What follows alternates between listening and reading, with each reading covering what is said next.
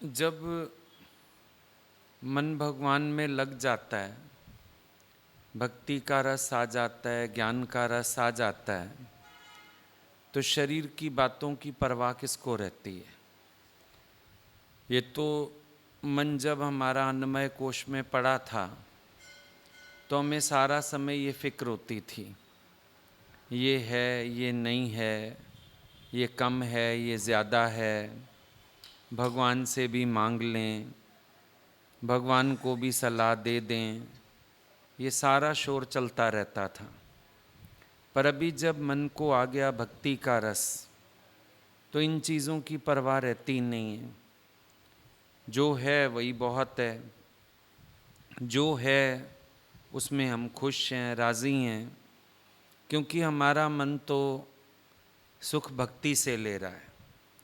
पहले सोचते थे इन सब चीज़ों से सुख लेना है तो हमको ज़रूर भगवान से भी प्रार्थना करनी है, ज़रूर हमको मांगना है, शायद मांगे बिना काम नहीं चलेगा।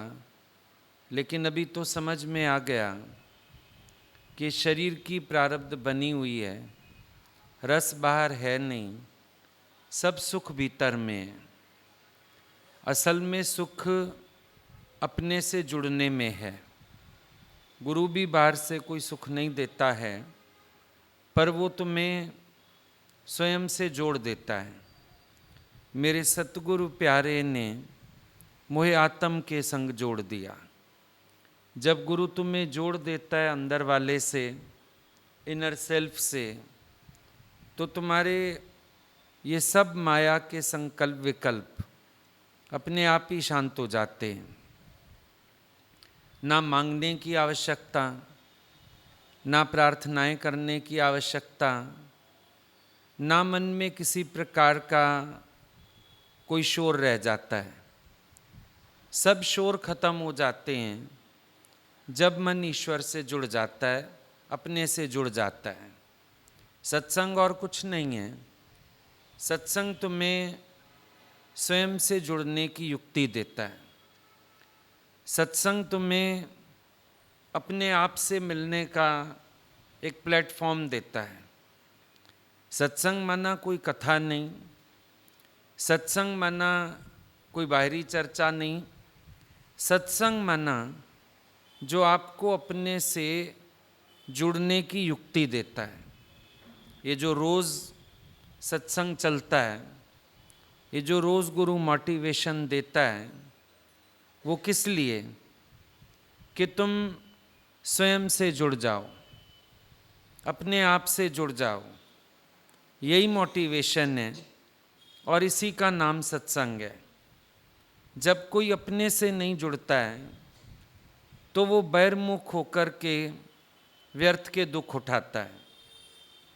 अब कई बार हम लोग सोचते हैं शायद हमें सत्संग में आके भगवान से जुड़ना है, फिर भगवान अलग मान लिया, फिर मन कहेगा कौन से भगवान से जुड़ूं।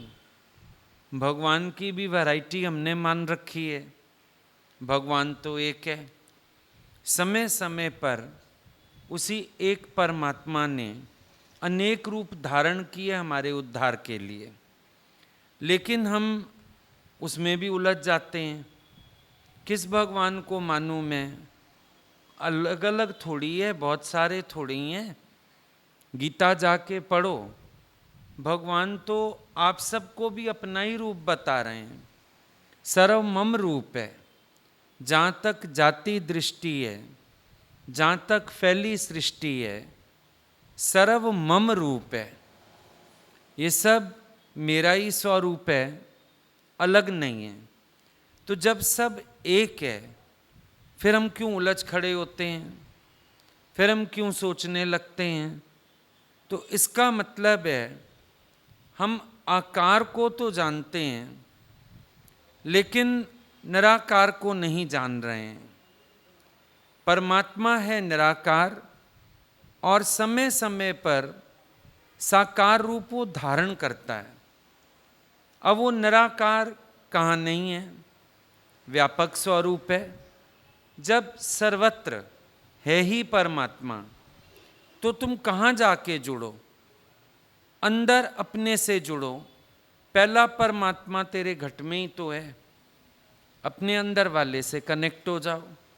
जब बाहर कनेक्ट होने की कोशिश करते हो, उसमें भी फिर इच्छाएं आ जाती हैं, आकार आ जाते हैं, बहुत सारी गड़बड़ हो जाती है। भक्ति का रस कम लेते हो, बाहर की चीज़ों में वहाँ भी अट्रैक्ट ज़्यादा हो जाते हो। अब अगर पार्वती जी ने भगवान शिव को पाने के लिए तप किया, तो आपका दिमाग फिर चला जाता है, मेरी बेटी व्रत करे, सोमवार को शिव जी को जल चढ़ाए, उसको भी अच्छा पति मिलेगा। अब परमात्मा को पति मानने का हमने विधि नहीं अपनाई कि ईश्वर ही सच्चा पति है। देखो, कभी किसी ने अपने बच्चे को प्रेरणा नहीं दी कि तुम परमात्मा को पाने के लिए उपवास करो, बल्कि बोलते नहीं, इसको सांसारिक पति अच्छा मिलेगा, इसके लिए ये भगवान की पूजा करे। किसी ने ये नहीं कहा कि जैसे पार्वती जी ने तप किया, तुम भी भगवान को पाने के लिए तप करो। किसी ने ऐसी प्रेरणा दी नहीं। इसका मतलब हुआ हम वहाँ भी बहिर्मुख हो गए। इसका मतलब हुआ हमने भगवान को भी जब बाहर जाना तो हम उनसे अपनी इच्छाओं की पूर्ति कराने लगे। उनसे हम तरह तरह के भाव रखने लगे कि भगवान ये दे देना, वो दे देना, ये पूरा कर देना, वो पूरा कर देना। हम इन बातों में पड़ गए। ना हमने भगवान को जाना, ना हमने उनकी महिमा को जाना, ना उनकी भक्ति का उद्देश्य जाना, और ना ही हमने अपने आप को एक भक्त बनाने की कोशिश की। भाई, अगर हमने पार्वती जी से कंपैरिजन किया तो फिर हम हारते नहीं और बार बार प्रयत्न करते, मेरे को तो पाना है, मेरे को तो परमात्मा तक पहुंचना है, मेरे को तो जागृत होना है। ये हमने नहीं किया। मतलब हम कहीं और निकल गए। कभी हमको उनकी जटाएं दिखने लगी, कभी गंगा दिखने लगी, कभी हमको गणेश दिखने लगे, उनके पुत्र हैं। हम कहीं और ही चले गए। सांप दिखने लगे, कहीं कहीं चल दिए हम। बीच में से शिव तत्व गुम हो गया, बाकी सारा कुछ दिखने में आ गया हमें। बाहरी वेश, आकार, नाम सब आ गया दिमाग में, और जो मूल था वो हमको भूल गया। मूल तत्व भूल गया ना। महिमा किसकी थी? महिमा शिव तत्व की थी। और पार्वती जी उस तत्व की महिमा को जानती हैं, इसीलिए वो बार बार उनको पाना चाहती हैं। अब आपने पढ़ी कहानी, जैसे आपने 10वें 11वें अध्याय में विराट रूप पढ़ा, आपने कल्पना बना ली, भगवान इतने से इतने हो गए, विशाल हो गए, विराट रूप ले लिया, ये आपने कल्पना बना ली। ऐसे आपने कल्पना बना ली पार्वती जी को शिव जी बाहर से मिले।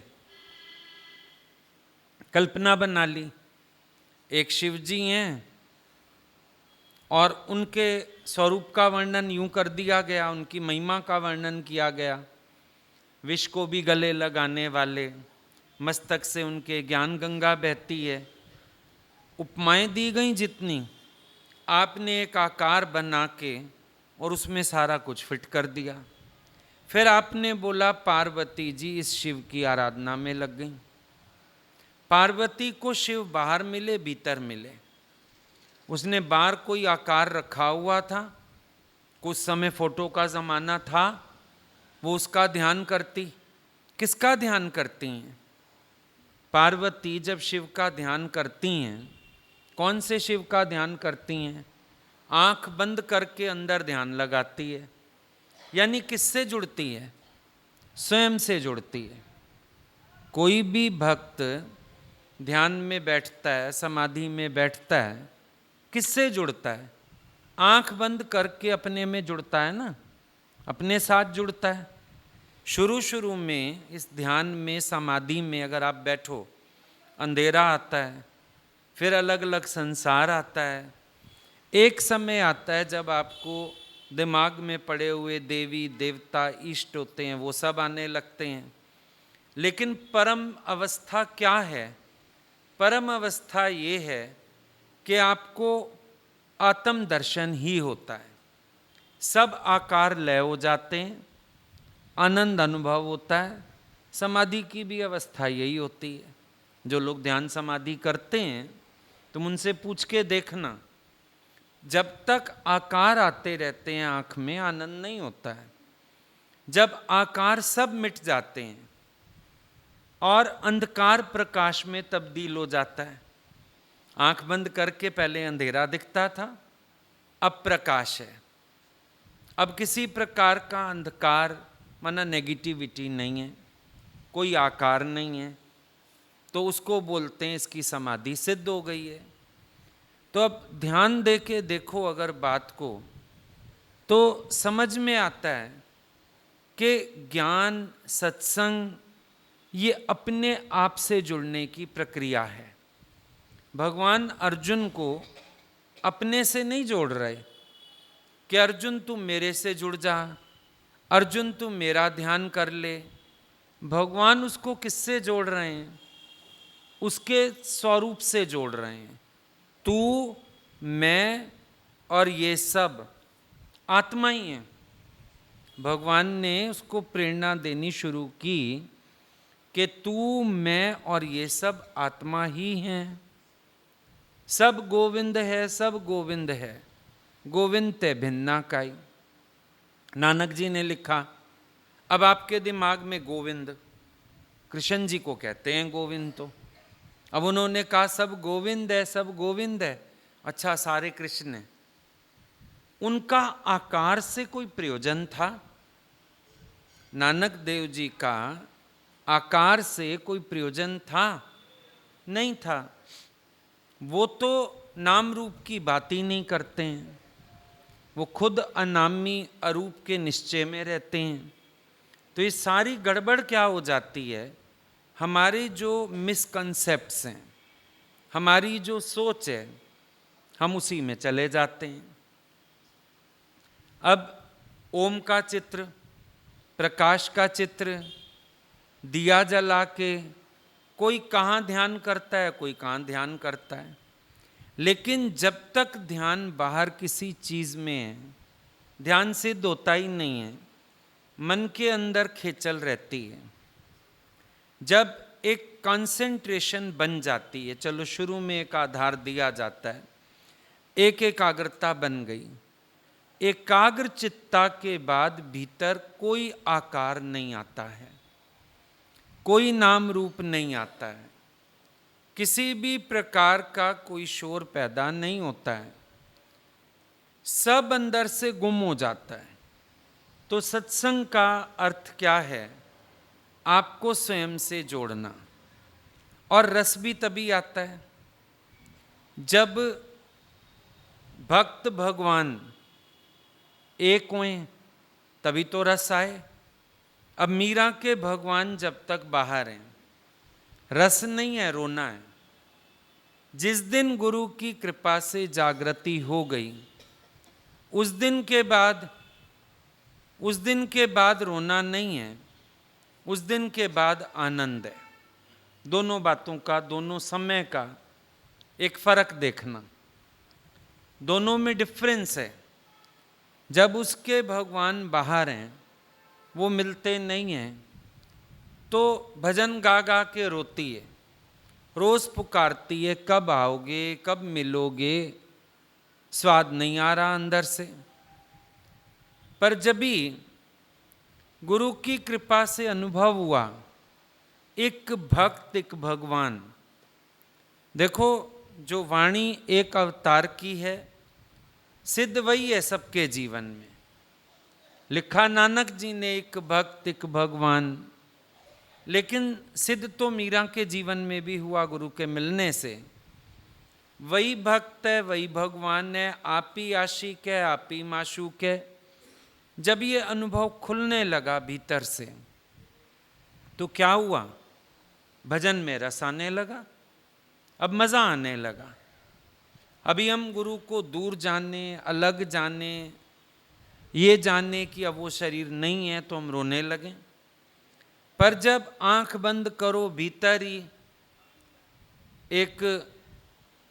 एक रस भाव अनुभव हो तो रोना, शोर सब खत्म हो गया। अब भजन का रस आया। अब जब कोई देखता है, अच्छा आप तो भगवान के पास पहुंच गए। अरे हम भगवान के पास कहाँ पहुंच गए? भगवान तो सदा ही हैं। जो ठाकर सद सदा हजूरे, वाको अंधा जानत दूरे। तो अंधा आदमी बोलता है आप पहुंच गए भगवान के पास, हम भगवान के पास कब नहीं है। ना तू मुझसे जुदा, ना मैं तुझसे जुदा, तू और नहीं मैं और नहीं। ये भेद सनम मुझे आज मिला, तू और नहीं मैं और नहीं। अनुभव किस चीज़ का होता है? एक रस्ता का ही अनुभव होता है। कोई नाम रूप आकार का अनुभव नहीं होता, आनंद का ही अनुभव होता है। तो ये जो प्रेम है, ये जो भाव है भीतर का, ये भी प्रगाढ़ होते होते आपके अंदर से नाम रूप सब मिटा देता है। राधा को बाहर से कृष्ण थोड़ी चाहिए, चाहिए तो मानती वियोगनी हूँ, पर वो मानती है मैं नित्य संयोगनी हूँ, क्योंकि उसका कृष्ण उसके ही पास है। अब आप कहोगे अब रोना किस चीज़ का, दुविधा किस चीज़ की, उलझन किस चीज़ की, परेशानी किस चीज़ की, कि जो नज़दीक है मेरे को दूर क्यों भास रहा है? जो मेरे ही पास है मैं उसको अलग जान के क्यों उलझ रहा हूँ? परेशानी उसकी ये है। जैसे एक धैर्य होता है, चीज़ घर में ही है, पर परेशानी ये होती है हाथ आ क्यों नहीं रही, मिल क्यों नहीं रही।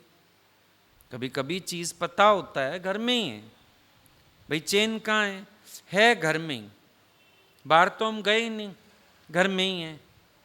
पर तब तक भी उलझन रहती है जब तक ढूंढ नहीं लेते। अब मेरे भगवान और मैं, हम दो है ही नहीं। पर जब तक द्वैत भासता है उलझन होती है कि इतना द्वैत भी क्यों भास रहा है। अब मीरा का वो द्वैत बाधित हुआ गुरु की कृपा से। अब गली गली हरि गुण गाने लगी, अब मज़ा आ गया, अब सबको बताती है, अब सबको उनकी महिमा सुनाती है, सबको प्यार का गीत सुनाती है। पर अनुभव क्या किया? अनुभव किया अद्वैत का, अनुभव किया एक होने का। अनुभव ये नहीं कि वो अलग मैं अलग। अब फिर तो दर्शन पाएगी, फिर थोड़ी देर बाद रोएगी, दर्शन हो नहीं रहा। आज दर्शन हो गया, कल नहीं हुआ। पहले यूं ही तो रोती थी, पट नहीं खुल रहे, दर्शन नहीं हो रहा, भगवान बात नहीं कर रहे, भगवान आ नहीं रहे, इसी बात पे तो उलझी हुई थी। तो सत्संग का जो एक बेस है, या जो कहा जाता है सत्संग आओ सत्संग आओ, तो सत्संग में क्या है? सत्संग आपको अपने से ही मिलाप करवाता है। सत्संग बाहर भगवान नहीं दिखाता है, सत्संग दूजे को भगवान नहीं बताता है, पर सत्संग आपको अपने ही भीतर सच का रस दिलाता है। सत्संग आपको स्वयं से ही मिलाता है। गुरु ये भी नहीं कहता मेरे आकार में अटको, वो आपको कहता है नहीं, आप आत्म दर्शन करो। हरि दर्शन की आरसी सतगुरां की देह, लखना चाही अलग को उसे ही में लख ले। गुरु का शरीर भी क्या है? हरि दर्शन की आरसी। तो आरसी में क्या दिखता है? आरसी में कभी दूसरा हरि नहीं दिखता। आरसी के सामने आप जाओगे, आपकी तस्वीर दिखाएगा, तो हरि दर्शन की आरसी। मना हरि है तू, गुरु है आईना। गुरु के सन्मुख जाके तुम्हें अनुभव होगा वो हरि इधर घट में ही है, वो हरि मैं ही हूँ, वो हरि अलग नहीं है। अपने को देह मानने के कारण मुझे भ्रम हुआ कि हरि अलग है, मैं अलग हूँ। पर अभी तो समझ में आ गया हरि ही हरि है, दूसरा कोई यही नहीं। शरीरों की कोई बिसात नहीं है, आकार की कोई बिसात नहीं है, केवल और केवल एक ही है। तो ऐसे में जो रस आता है अंदर, वो आपको जगत से बेपरवाह कर देता है। वो आपके अंदर कोई मांग नहीं रहने देता, कोई प्रार्थना नहीं रहने देता, क्योंकि कंटेंटमेंट फील होता है, अपने ही अंदर भरपूरता अनुभव होती है, अपने ही अंदर एक मजा आता है, रस आता है। बाहर भटकन कोई रह ही नहीं जाती है। और ये बातें तो जो हम पहले करते थे वो इतनी छोटी लगती हैं इस रस के आगे, इस भाव के आगे, कि परवाह करने का भी दिल नहीं करता है। जैसे आप नाखून काट के संभाल के नहीं रखते हो, रखते हो कभी? नाखून काटते हो, हाथ के हाथ बाहर फेंकते हो। इसी तरह से ये जो इच्छाएं थीं पहले, ये इतनी ज़्यादा बेकार लगने लगती हैं कि मन ही नहीं जाता इसमें, ध्यान ही नहीं जाता इसमें कि मेरे को कुछ चाहिए। पहले बहुत इम्पोर्टेंट लगती थी चीज़ें, तभी बार बार जाके मांगते थे, प्रार्थनाएं करते थे, शोर करते थे। पर अभी महसूस करोगे इन चीज़ों में ध्यान ही नहीं जाएगा। चाहिए नहीं चाहिए, ये हो जाए ये नहीं हो जाए, फर्क ही नहीं पड़ेगा। होने ना होने में सम। अभी अंदर की अवस्था हो जाएगी, कुछ होने में या ना होने में आप सम रहोगे, सम रहते हो। ध्यान ही नहीं जाता उस तरफ, क्या हो रहा है क्या नहीं हो रहा है, क्या होना चाहिए क्या नहीं होना चाहिए। लगता है कोई बात ही नहीं है ये। तो जाके मंदिर में भी पहुंच जाओ तो इतना गुरु निश्चय में खड़ा कर देता है कि जैसे आप एक एल्बम देखते हो अपनी पुरानी, उसमें बचपन का फोटो, शादी का फोटो सब है ना। ब्रह्मज्ञानी भी अगर खड़ा दिख जाए तुम्हें मंदिर में, वो अपनी एल्बम देख रहा है। एक समय ये रूप धारा, एक समय ये रूप धारा। अभी समझो तुम एक समय कश्मीर गए, कश्मीरी ड्रेस में फ़ोटो खिंचवा लाई, एल्बम में लगी पड़ी है। राजस्थान चले गए, वहाँ की ड्रेस में फ़ोटो खिंचवा ली, वो लगी पड़ी है। नागालैंड चले गए, वहाँ की ड्रेस में फ़ोटो खिंचवा ली, वो लगी पड़ी है। अब जब खोलोगे एल्बम, एज वाइज फेस का भी फ़र्क है, ड्रेस का भी फ़र्क है, लेकिन एल्बम जिसको दिखाओगे, मैं हूँ ये ना हम हनीमून के टाइम कश्मीर गए थे, ये ना जब बच्चे हो गए थे बड़े थोड़े से तब हम राजस्थान गए थे, ये तो ना हम अभी नागालैंड थोड़ा टाइम पहले गए थे। सारी मेरी फ़ोटो हैं, ये खुशी से दिखाते हो। ब्रह्मज्ञानी जो निश्चय में आ जाता है, ब्रह्मज्ञानी आप परमेश्वर, अब वो क्या देखेगा? वो ये सब एल्बम देखता है। मैं ही तो हूँ, कभी राम बने, गुरु नानक बने, कभी बांसुरी वाला बनकर आ गए। दुनिया निंदा हमेशा ही करती रही, पर भक्तों के मन को सदा भा गए। मेरा ही रूप है सारा, तो उसका रस, उसका आनंद और भी गहरा है, उसकी मौज और भी ऊंची है, उसका प्रेम और भी घनिष्ठ है। तो क्या बात करेंगे शरीर की इच्छाओं की, इसको तो सब मिल ही रहा है। एक्चुअली मांग इसलिए थी क्योंकि तृप्ति नहीं थी, भरपूरता नहीं थी। तो रोज लगता था मांगे, शायद उससे तृप्ति आए, शायद उससे भरपूरता आए। लेकिन अब समझ में आ गया कि भक्ति के रस से ही मैं तृप्त हूं, आनंद हूं, तो अब बाहर क्या मांगना। अब जो है वो भी ज्यादा लगता है, जो है उसमें से भी लगता है निकाल के बांट दो। पहले लगता था मेरी प्रिय वस्तु, अब लगता है जिस रूप में भी इस्तेमाल करूंगा मैं ही तो करूंगा, और अच्छी नजर आएगी, अच्छी बात है। अभी मेरे पास समझो 20 ड्रेस है, तो 20 दिन बाद नंबर आएगा, महीने बाद नंबर आएगा। किसी के पास 2 ही ड्रेस हैं, अगर मैं उसको दे दूं तो हर तीसरे दिन ड्रेस नजर आएगी ना, और बढ़िया हो गया। तो ऐसे ज्ञानी पहना के खुश होता है, बांट के खुश होता है, खिला के खुश होता है।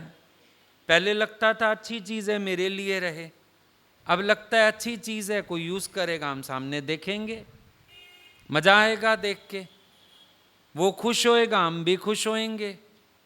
तो मांग तो क्या, जो है। अब बोला हर शय लुटाने को जी चाहता है। अब उल्टा दिल करता है जो हमारे पास है इसको भी लुटा दें, जो हमारे पास है इसको भी बांटें, जो हमारे पास है इसको भी सबके साथ शेयर कर लें, क्योंकि बहुत है, कम तो है ही नहीं, बहुत है। अब है तो सबके साथ मिलके इस्तेमाल करें, मज़ा आएगा। वैसे भी देखो मज़ा तो सबके साथ ही आता है, अकेले कहाँ आता है। आज आपकी बर्थडे है और हम आपको एक केक, कैंडल, छुरी दे के एक कमरे में बिठा देते हैं, हैप्पी बर्थडे कर ले अपना। बोलोगे क्या करूं, कोई फूंक मारूं तो कोई ताली ना बजाए, केक काटूं कोई हैप्पी बर्थडे ही ना गाए, नहीं मज़ा आएगा ना। 4 इकट्ठे करोगे फिर हैप्पी बर्थडे करोगे। शादी है भाई, शादी तुम्हारी लड़का लड़की की है, जला लो हवन कुंड, फेरे ले लो, दोनों छुट्टी करो, 5 मिनट में काम खत्म हो जाएगा। 1000 लोग इकट्ठे कर लेते हो, क्योंकि तुम्हारी खुशी बांटने से बढ़ती है, संग्रह से तो खुशी आज तक बढ़ी नहीं। संग्रह करने से खुशी कहाँ बढ़ी। बच्चों को बोलो, अभी पीछे किसी के घर कोई दुख तकलीफ थी, बच्चे की शादी थी, मैंने बच्चों को बोला, मैंने कहा जो पैसा खर्च होना है शादी में एफडी करा लो और शॉर्ट में ले लो फेरे मंदिर में जाके। बोले नहीं नहीं शादी तो एक बार होती है। मैंने कहा क्या चाहते हो, सब आए अच्छे से होए। फिर मैंने कहा जीवन का सूत्र समझ आया। अब लाख रुपए की एफडी खुशी नहीं देगी, लाख 10 लाख जो भी बाप ने लगाना है, हम कह रहे हैं एफडी ले लो, खुशी नहीं आ रही, पर उसको खर्चोगे सबके लिए, एक रात में उड़ जाएगा, पर तुम्हें मजा आएगा। मेरी शादी में बैंड आया, बाजा आया, ऐसा हाल बुक किया गया, इतने लोग आए, इतना खाना बना, बांटने से ही तो मजा आ रहा है। सुख हमेशा आता है बांटने से, संग्रह में सुख नहीं। अब जो कंजूसियां थीं पहले जीवन में, उसमें लगता था संग्रह करो, संग्रह करो, इकट्ठा करो, सबका यही भाव था, सुख आया नहीं। अब सुख नहीं आया तो मन ने सोचा शायद कम है ना, इसलिए सुख नहीं आया, यतन करो और इकट्ठा करो। यतन करने से भी प्रारब्ध तो बढ़ती ना। फिर दरवाजा दिख गया मंदिर का, भगवान का, वहां चल के मांगते हैं, वहां चल के इकट्ठा करते हैं। वहां पहुंच गए, ये चक्कर तो यूं पड़ा। अब अगर सत्संग से समझ आ जाए बांटने से सुख है, लुटाने से सुख है। अब लगता है बांटो, दियो, भरपूरता आ जाती है। पता ही नहीं था 2 रोटी खाने से भरने वाला पेट, अगर कोई भूखा आ जाए 1 रोटी उसको खिला देने से ज्यादा तृप्ति अनुभव करता है। हालांकि बचपन में हुआ था, पर घर के लोगों ने ना भाव मार डाला। बच्चा आके बताता है, मम्मी आज मेरे फ्रेंड की ना मम्मा बीमार थी, मैंने उसको आधी परांठी खिला दी, आधी मैंने खा। बेवकूफ़, नालायक, गधा, तेरे लिए बनाई, सवेरे उठ के बनाई, बच्चों को बांट आता है, ऐसे नहीं करते। आया तो था मज़ा, घर वालों ने गला घोट दिया, वहीं का वहीं। घर से लेके गए, कॉफ़ी बनवा के कोल्ड कॉफ़ी शेक ले गए, मिल्क शेक ले गए। मम्मी मैंने ना आज दूसरे बच्चे को भी 1 कप पिलाया। बेवकूफ़, इतना महंगा दूध सुबह सुबह मम्मी ने बनाया, उठ के खुद पीते हैं चुपचाप। आया तो था हमें एक समय ये मज़ा, बांटने वाला, देने वाला आया तो था, पर घर वालों ने लेने ही नहीं दिया, मार दिया ऊपर से। और फिर हमें भी समझ आ गया ये गलत है, हमें ना अकेले होके खाना है, स्वार्थी बनना होता है, अपनी चीज़ अपने पास रखनी होती है। ये हमको ऐसा वो आसुरी संपदा देने वाले हमारे घर के लोग ही थे, राक्षस बनाने वाले। अपने लिए जियो, अपने लिए खाओ। गीता में तो लिखा है अपने लिए जीने वाला चोर है, पाप खाता है। लेकिन ना पढ़ा ना पढ़ने दिया, आया भी सही हमें सुख तो नहीं देने दिया। एक याद करो, पेन दिखा देते थे ना किसी को काम करने के लिए, उस पर भी डांट पड़ती थी। उस समय 10-15 पैसे का रिफिल आता था, शाही तो लग गई ना उसमें से। ठीक है तेरा पेन नहीं टूटा, 4 दिन बाद बोलोगे और रिफिल लेके दो। देखो बचपन में हमारी इनोसेंसी रौंदी गई ऐसे, और हमें स्वार्थी होना सिखाया गया। ये तो अब गुरु सिखा रहा है बांटने का सुख, तो अब लगता है बांटो। हम नए नए गए गुरुजी के घर में, हम लोग आंगन में बैठे थे, कुछ लोग, शाम को भगवान ने मिलने बुलाया। मम्मी बैठे हुए थे, उनको मौज आ गई, बोला सबको खिलाओ कुछ, खिलाओ कुछ, ड्राई फ्रूट्स ही खिला दो। गुरुजी उठे, मुट्ठियां भर भर ड्राई फ्रूट सबके हाथ में। हम लोग हैरान, क्योंकि हम लोगों ने तो ये देखा था घर में भी ड्राई फ्रूट अगर सजा के रखा है, एक बार घुमा दो, बाकी बिस्किट घुमाओ, नमकीन घुमाओ, बार बार ड्राई फ्रूट क्यों घुमाना। नहीं, सबके घरों में थे ना ऐसे हिसाब किताब, और हम कहीं ये लोग अंदर से लाते जा रहे हैं, मुट्ठियां भर भर बांटते जा रहे हैं। थोड़े समय बाद समझ आया बांटने का सुख। अब जब बांटने का सुख आया, इतनी तृप्ति हुई, मांगने का दिल ना किया। अनुभव तुम भी कर लो जीवन में, प्रार्थनाएं तुम्हारी यूं नहीं छूटी हैं, तुम्हारे दिल बड़े हुए हैं, तुम्हें बांटने में मजा आया है। आज चाहे तुम्हारे पास सोर्स ऑफ इनकम कम हो, पर तुम्हारा दिल करेगा संगत आ जाए, सब आ जाए, मेरे घर में खा के जाओ, हम तो ऐसे जाने ही नहीं देंगे तुम्हें। दिल बड़े हो गए, देने का दिल करता है, लुटाने का दिल करता है। वो स्वार्थ खत्म हो गए अंदर से, जो कहते थे बस मुझे ही चाहिए। अब लगता है दो, अब लगता है बांटो। गुरु को देखा, एक हमारे ही प्रेमी गए थे एक बार हमारे साथ 7 जून पे।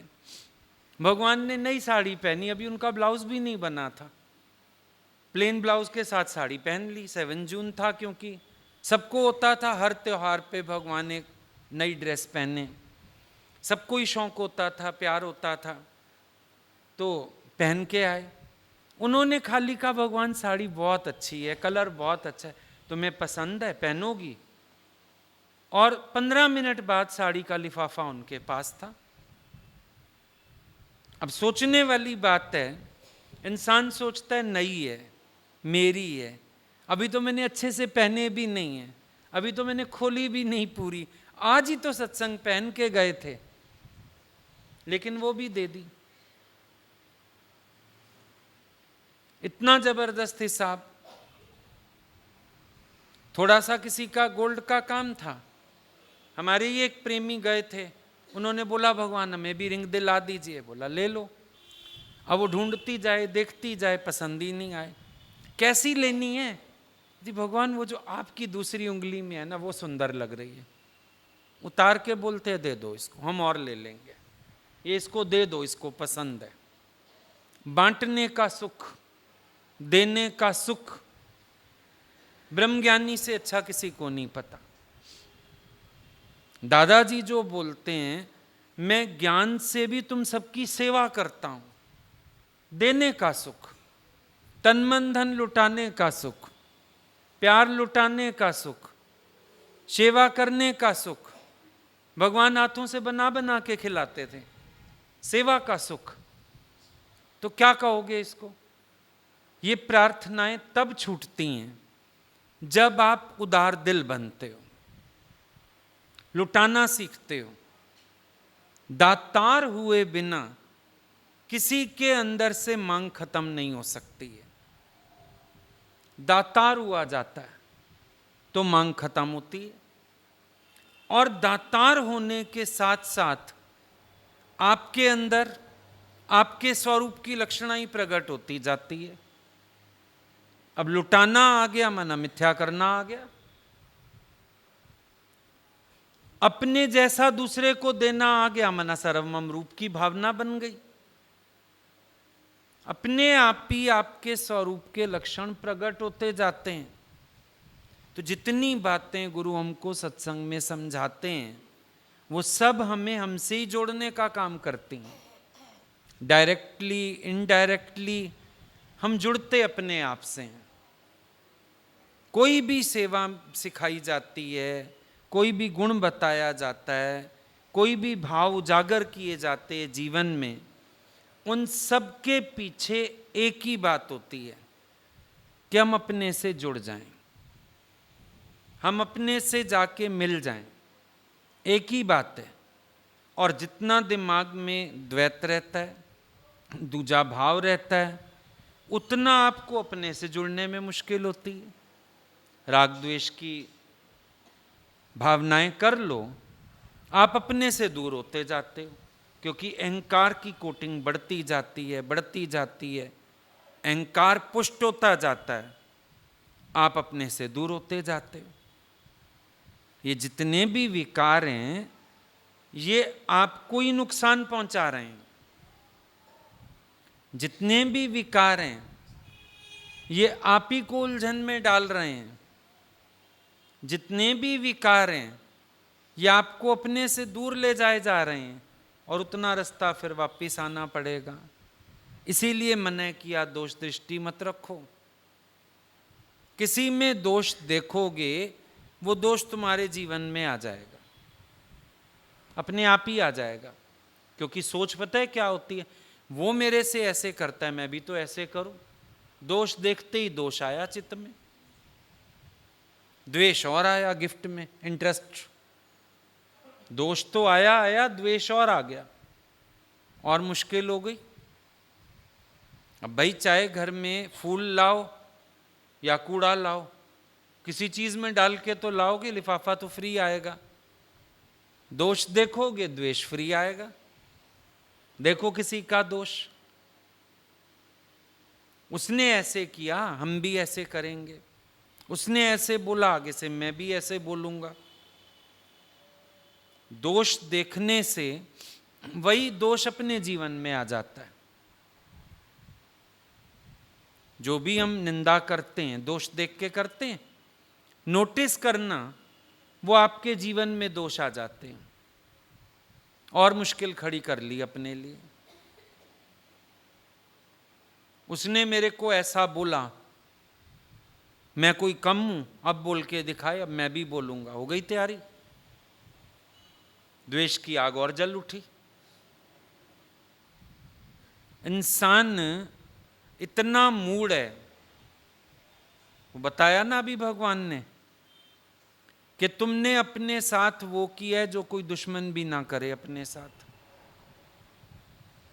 यही तो मूर्ता है। अब फूल दो किसी को, अपने हाथ में खुशबू है। गोबर उठा के दो किसी को, अपने हाथ में बदबू है। किसी की प्रेज करो, प्रशंसा करो, प्यार करो, अपने ही भीतर खुशी है। निंदा करो, द्वेष करो, अपने ही मन में शोर है। इफेक्ट तो अपने पे आ रहा है हर चीज का। हर चीज का इफेक्ट घूम के हमारे अपने ऊपर आता है। इसीलिए कभी भी दोष दृष्टि नहीं रखनी चाहिए। अहंकार को पुष्ट करेगी, अवगुण आपके जीवन में आ जाएगा, अपने से आप खुद बहुत दूर जा पहुंचोगे, कोई फायदा नहीं। गुरु की एक एक बात को ध्यान से सुनो और समझो। कभी कभी मन गुरु की बात को भी उल्टा उठाता है, मुझे ही कह दिया, मुझे ही समझा दिया। बचाना ही तुझे है, बचाना अर्जुन को है। भगवान दुर्योधन को थोड़ी गीता सुनाएंगे, तुझे ही सुनाएंगे ना। तुम शरण आए हो, तुम कहते हो मुझे किसी का दोष दिखता है, गुरु कूटेगा तुम्हें। अब मन कहेगा देखो उसको कुछ नहीं कहा जो गलत है। भाई वो तो गलत है, चलो तेरे अंदर तो अभी नया नया एडॉप्शन हो रहा है उस गलती का। तेरे को आज यहीं कूट दें, साफ कर दें, तू तो बच के निकल, फिर देखेंगे उसको। गुरु की करुणा नहीं समझ आती, दिमाग विपरीत दिशाओं में घूमने लगता है। क्योंकि अल्टीमेट एम तुम्हें भी याद नहीं है कि मुझे तो अपने से जुड़ना है। मैं किस लिए आया गुरु के पास? अपने आप से जुड़ने के लिए आया हूं। Know thyself and then you know God. अब एक ब्रह्म ज्ञानी जिसने स्वयं को जाना, अब वो समझो भगवान का दर्शन करे, जैसे अभी शिव पार्वती की बात चली। अब उसकी भक्ति का स्वरूप क्या होगा? उसकी भक्ति का स्वरूप होगा शिव तत्व का आनंद लेना। उसको पार्वती से भी प्रयोजन नहीं होगा। पार्वती माना पत्नी नहीं, पार्वती माना भक्त। फिर भक्त ऐसा जो इतना तल्लीन हुआ कि वो भक्ति और शक्ति का स्वरूप हो गया। अब ब्रह्मज्ञानी का अनुभव ये हो जाएगा। बात को समझ के चलो। अब तुम बाहर से भले भजन भी गाओ, वो उसकी भी मौज लेगा। तुम बाहर से शिव विवाह गाओ तो ऐसा नहीं कि उसकी मौज नहीं ले सकता है, खूब मौज लेगा, लेकिन फिर भी आकारों से परे, फिर भी खेल समेट के, लीला समेट के अपने में।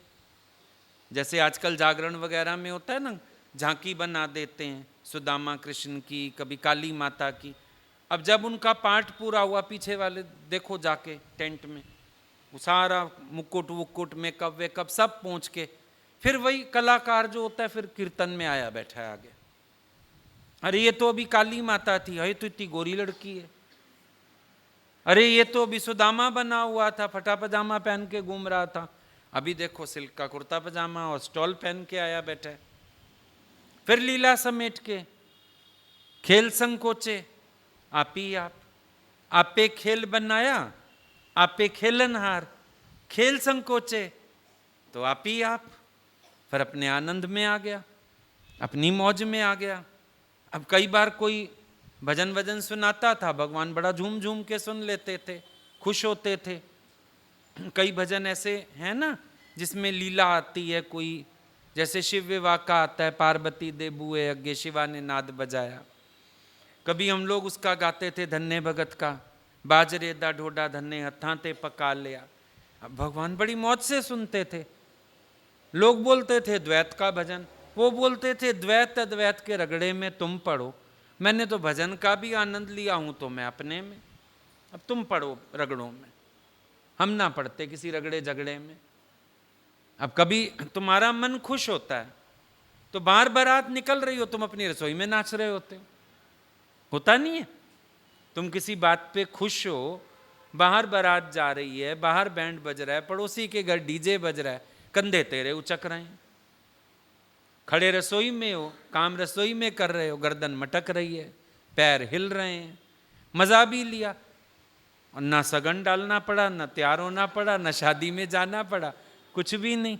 ऐसे ब्रह्मज्ञानी ने आनंद लिया। फिर खेल संकोचे तो आप ही आप। तो जब ऐसा रस आना शुरू होता है भीतर से, तो ये सब मांग, प्रार्थनाएं, चीजें तुच्छ लगने लगती हैं। मीरा अपने कृष्ण से क्या मांगे? कुछ भी नहीं। मीरा की तो एक ही राय है, कृष्ण में समा जाऊं। मीरा मांगेगी, आज घर वालों ने रोटी नहीं दी, इतना उसके ऊपर जुल्म होता था, कभी रोटी वोटी भी नहीं मिली होगी और कुछ भी हुआ होगा, पर वो बात ही नहीं करना चाहती ना। वो कृष्ण को देखते ही तो देह भूलती है, देह की बातें भूलती है। यही सच है। तो यहां हम जहां जोड़े जाते हैं ना अपने स्वरूप से, वहां इन चीजों का कोई स्थान बचता ही नहीं है, अपने आप ही नहीं बचता। ठीक है।